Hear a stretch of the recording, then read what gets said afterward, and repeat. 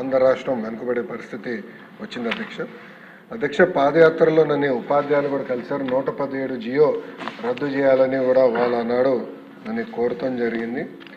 సుమారుగా గౌరవ సెక్రటరీ గారు, కమిషనర్ గారు 33 మీటింగ్లు సంఘాలతో ఏర్పాటు చేసి చర్చించి దానికి ప్రత్యామ్నాయం ఆల్టర్నేటివ్ జియో అనేది తీసుకొస్తాం జరిగింది ఇక్కడ ప్రధానమైన అంశం ఏంటంటే 1 class 1 teacher model primary school అనేది చాలా కీలకమైనది.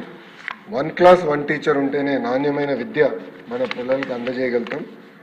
దానికోసం మీరు చూస్తే ప్రజాప్రభుత్వం వచ్చే ముందల కేవలం 1398 పాఠశాలలు ఉండేది అది 9620 పాఠశాలలకి పెంచడం జరిగింది అప్పర్ ప్రైమరీ నుంచి హై స్కూల్స్ చూస్తే 2014 నుంచి 24 వరకు కేవలం 166 అప్గ్రేడ్ అవుతాయి ప్రజాప్రభుత్వం వచ్చిన మొదటి సంవత్సరంలోనే 779 పాఠశాలల్ని అప్గ్రేడ్ చేస్తాం జరిగింది ఇవన్నీ మీకు ఎందుకు చెప్తున్నానంటే ఇది ఒక మోడల్గా దేశానికి ఒక మోడల్గా ఏర్పాటు చేయాలి ప్రభుత్వ విద్య అనే లక్ష్యంతో ప్రభుత్వం పనిచేస్తుంది గౌరవ సభ్యులు కూడా అడిగారు ఇంకా మౌలిక సదుపాయాలు కల్పించాల్సిన అవసరం ఉందని.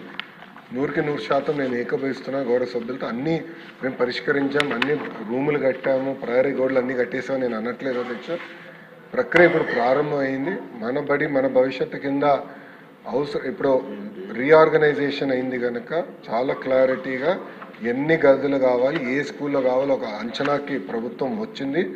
దాన్ని ఒక ఆన్లైన్ పోర్టల్ ఒకటి ఏర్పాటు చేసి దాతలు ఎవరన్నా దాన్ని అడాప్ట్ చేయడానికి సిద్ధంగా ఉంటే ఆన్లైన్ పోర్టల్ ద్వారా కూడా అంటే కేవలం ఆంధ్ర రాష్ట్రంలో ఉండేవారు కాదు, ఇతర రాష్ట్రాలు కానీ దేశాల్లో ఉండేవాళ్ళు దత్తకు తీసుకునే విధంగా ట్రాన్స్పరెంట్ మెకానిజం ఆ డబ్బులు డైరెక్ట్గా ఎస్ఎంసీకి వచ్చేటట్టు ఎస్ఎంసీ ద్వారా వాళ్ళది కట్టి ఆ ఫోటోలు పెట్టి అప్డేట్ చేసేటట్టు వాళ్ళు ఇచ్చే నిధులు బట్టి అవసరమైతే పాఠశాల పేరు కూడా ఆ దాతల పేరు పైన పెట్టేదానికి కూడా ప్రభుత్వం సిద్ధంగా ఉందని గౌరవ సభ్యులు తెలియజేస్తున్నారు ఎమ్మెల్యేలు అందరం కూడా కోరేది ఏంటంటే స్టార్ రేటింగ్ ఇప్పటికీ ఏర్పాటు చేశాం పాఠశాలలకి. దయచేసి అది చూడండి. ఎక్కడైతే 1 స్టార్ 2 స్టార్స్ ఉన్నా అవి ఇంప్రూవ్ చేయాల్సిన బాధ్యత మన అందరిపైన ఉంది.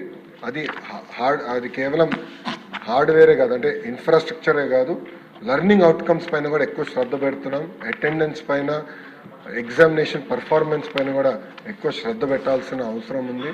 రాబోయే రోజుల్లో ప్రైవేట్ పాఠశాలల కన్నా మెరుగైన విద్య ప్రభుత్వ పాఠశాలలు అందజేసి మెరుగైన రిజల్ట్స్ తీసుకొచ్చినప్పుడే మనం న్యాయం చేసిన వాళ్ళు అవుతామని గౌరవ సభ్యులందరూ తెలియజేస్తున్నారు పోయిన సెషన్లో విద్యా వ్యవస్థ పైన చాలా డిస్కషన్ జరిగినాయి, షార్ట్ డిస్కషన్ కూడా జరిగినాయి. ఆనాడు ఒక మాట చెప్పాను ఏ రోజైతే ప్రభుత్వ పాఠశాల బయట ఇంకా నో అడ్మిషన్స్ స్కూల్ ఫుల్ ఉందని ఆ బోర్డు వస్తుంది ఆ రోజు నేను ఆనందపడతానని చెప్పాను గర్వంగా చెప్తున్నా. ఈ సంవత్సరంలో దాదాపు ఒక 100 పాఠశాలలో అదే పరిస్థితి ఏర్పడింది. నా లక్ష్యం ఏంటంటే అన్ని 42,000 పైచిలక పాఠశాలలు ఏదైతే ఉన్నాయో అన్ని పాఠశాలలు అదే పరిస్థితి రావాలని ఆ దిశగా విద్యా వ్యవస్థ పనిచేస్తుందని గౌరవ సభ్యులందరికీ తెలియజేసుకుంటూ గౌరవ సభ్యులు ట్రాన్స్పోర్టేషన్ గురించి అడిగారు అది కేంద్ర ప్రభుత్వం కూడా ఇది ఏర్పాటు చేసిన ఒకవేళ ప్రాథమిక పాఠశాల కిలోమీటర్ కన్నా దూరంగా ఉంటే అది ప్రాపర్ సిస్టమ్ ద్వారా మేము ట్రాక్ చేసి నెలకి 600 రూపాయలు 10 నెలల్లో 6,000 రూపాయలు వాళ్ళ తల్లిదండ్రుల అకౌంట్లో డబ్బులు వేస్తామని చెప్తాం జరుగుతుంది ఈ సంవత్సరం సుమారుగా 70,000 మంది విద్యార్థులకి ఇది వర్తిస్తాం జరుగుతుంది థ్యాంక్ యూ.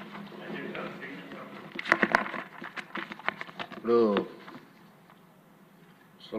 స్వల్ప వ్యవధి ప్రశ్న రాష్ట్రంలో టిట్కో గృహాల స్థితిపై స్వల్ప వ్యవధి ప్రశ్న విష్ణుకుమార్ రాజు గారు ఇతరుల సభ్యులు కొంతమంది ప్రశ్న వేయడం జరిగింది. సార్ మంత్రి గారు వారు మాట్లాడిన తర్వాత ప్రశ్నకు ఆన్సర్ ఇస్తారా లేకపోతే ముందు ఉన్నాము ఏదైనా ఒకటే వాళ్ళు మాట్లాడిన తర్వాత ఇస్తాం. ఓకే అండి ముందు మాట్లాడినామండి సార్ వాళ్ళు ఆన్సర్ వచ్చినారు.